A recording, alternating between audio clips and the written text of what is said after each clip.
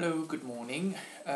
It's Monday morning, and instead of the usual blog update for my garden called From Laozi to Heisenberg, I thought maybe I could make a video blog from now on, or maybe it depends on the time that I have really.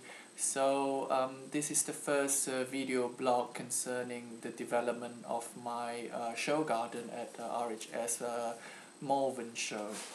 To start off the video blog, I thought that I might introduce you all to the selection of plants that I would be using in the garden. One of the major changes was the shift from a lawn garden to a moss lawn, and now we finally end up with alpine lawn. I wanted to increase the horticultural interest in the garden, and I thought that maybe I could actually use the alpine groups of plants because of its variety and its interest really. So today I'm going to show you a few of the selection that I've picked up for the past 2 weeks at a reasonable price, I think. There's still a lot more to do, but I'll just show you what I have at the moment. In line with the Trinity concept, I thought that I'm going to restrict myself to 3 genus of the alpine plant groups. They would be I would be using the sedum, saxifragas, and the thymus. So, well, thymus is basically your common thyme used for cooking, but the variety is actually amazing, and I'll show you a few, well, one of them today. Let's start off with Saxifraga. It's a genus containing about 440 species, making it the largest genus in the family Saxifragaceae. And they're commonly called saxifragas or stonebreakers because the Latin word saxifraga means literally stonebreaker. I get all this information from Wikipedia, but I thought that maybe I could interest you or summarize it anyway on my video blog. And the origin of the plant predates the discovery of the rock-dwelling members and date back to the medical botany writings of some Greek philosophy, probably. So this is one of the Saxifraga that I've actually obtained this weekend. I don't really know the full Latin name of it, but according it's the label that I have says that it's called mossy saxifraga. As you can see, it's actually quite pretty. I don't know whether you can see it. I like it because it's very low growing. It's green and it's compact, and the flowers, it should probably flower late spring or early summer, and the flower is actually red and tiny little flowers. So I have a few of these. They're quite pricey, each pot costing about £1.09. So I don't think I'll be using a lot of this unless I can source some cheaper items somewhere. So have a look. Aren't they cute? Alright, now we move on to the second selection. I have the second group of alpines that I'm planning to use. It's the sedum family. It's also a large genus of flowering plants, and instead of stonebreaker like what the saxifragas were, these are what people call stone crops for some reasons. And at the moment I have about 3 varieties of sedum, and I'm going to show you 2 of them. It's one of them is called sedum sexangular. Here you go.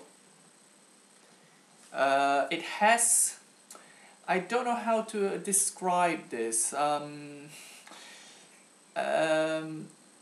Sometimes if you see fractal diagrams, you have lots of those tiny cones that you see. It looks basically like that if you can see the close-up. It's like tiny cones stuck on a bigger cone that is on a bigger cone. So it's actually quite a very unique fractal design in terms of its leaf. It's succulent. The leaves are succulent, I mean, and so, well, like most alpines, and so you can see that this one is a bigger pot that I got. It cost me about £2.50, no, £3. So I have a few pots of this. It's not going to be enough to cover the whole lawn, so I'll probably try to get more of this because I quite like it. It's soft to touch. It's not hard, but I don't think they're very hardy, not very resistant to impact, so I don't think people should walk over it. And one of these key changes of my design would be to using asymmetrical troughs, and which I write about and show you the sketches later on. And so you can see this is sedum sexangular, I repeat. It has tiny yellow flowers in summer, I think. It's mat forming, it's perennial, and it's, I think, an ideal addition to my garden design. What else can I say about it? Except that it's quite cute. Alright, and another sedum that I've obtained, which I'm not sure that I'll be using in my garden yet, but it's actually quite interesting because the whole lawn, it's green. So one of the sedum that I saw is called sedum dragon's blood. From its name, you can actually tell that it might be red in color, but well, it is. It's a bit manky. It's not very dense. I would prefer it to be dense. That's why I only got 3 pots of this. They're quite pricey again. And here you can see it looks completely different from the other sedum. Well, I think so. But they're in the same genus. So here you can see the blood dragon. And apparently it has red flowers, and come summer the red foliage will increasingly turn greenish, and then the flower would be red. Timing wise, I'm not so sure.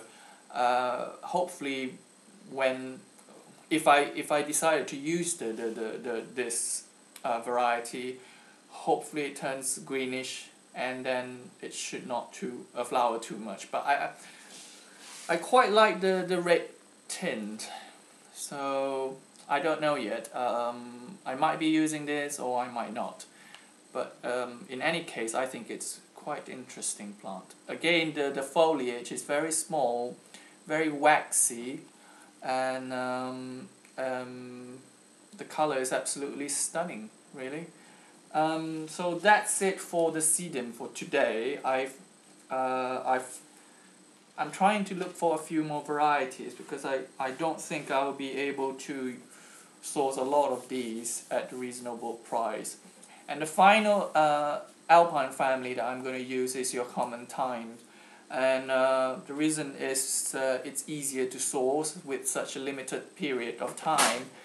I thought that I should stick to something that I think I could get easily.